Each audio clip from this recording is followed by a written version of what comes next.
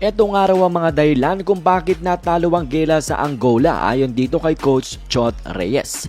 Sa interview niya nga mga idol, post-game interview ay kanyang nasabi na maganda nga daw ang naging start nila sa laban at nakakuha nga daw sila ng early lead. Pero alam nga daw ni Coach Chot na itong bansang Angola ay ka-comeback for sure sa laban at hindi na lang basta-basta susuko.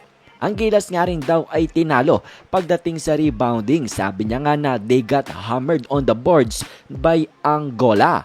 At sila nga rin daw ay namigay ng 20 offensive rebounds at sa huli nga daw o sa pagtatapos ng laban ay yun na daw ang naging istorya. At sa tingin nga rin daw ni Coach Chot ay this game ay mas inalagaan na nga daw nila ang bola kumpara sa last game nila against sa Dominican Republic. Less turnovers na nga daw ang ginawa ng Gilas. Pero mga idol, ang problema naman daw ngayong game ay hindi nga daw sila makashoot. We couldn't make shots ayon sa kanya. At ang 18% na shooting percentage nga daw sa 3-pointers will not get it done. Hindi nga daw yan sapat para ikaw ay manalo sa laban. Banggit niya pa nga na kanila nga daw na-held. Kanila daw napigilan itong bansang Angola mga idol na mag-shoot nga over 40% sa field. Under 40% nga lang daw ang shooting netong team ng Angola mga idol. Pero ang larong basketball daw is all about points. At kung hindi ka nga daw makakascore ng enough points, ay talaga naman daw na mahihirapan kayong manalo sa laban.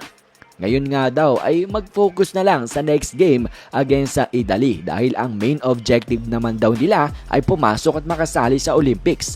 At kahit nga daw na medyo malabo na ang tsansa na mangyari nga yan, ay hindi pa naman daw completely na wala ng pag-asa. Kaya dapat daw ay magpatuloy lang and keep your heads up. Banggit niya pa mga idol na ang lack of size nga daw pati na rin ang lack of strength ng Gilas. Ayan daw ang nag-compromise sa kanilang depensa.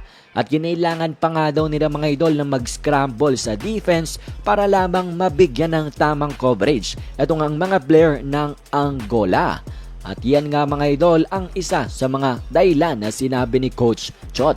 At sinabi niya rin mga idol na baka kulang nga daw ang kanyang paalala na put bodies sa mga player ng Angola. Dagdag niya pa na it was tough nga daw talaga this game and actually alam na nga daw nila na isang magiging mahirap na game ito para sa kanila lalo na sa rebounding department. And then sa laban daw ay ang coach ng Angola ay nag-run ng 3 big lineup kaya't lalo silang nahirapan. At yung 20 offensive rebound nga daw talaga ang kanilang problema. At ang tangi nga lang daw na positibo na makukuha ni Coach Chot Reyes sa laban ngang ito ay kahit nga daw naging down na by 16 points itong Gilas mga idol in the fourth quarter ay talaga naman daw na hindi sila sumuko hanggang sa huling segundo. Hindi nga daw nagpatalo ng basta itong team ng Gilas.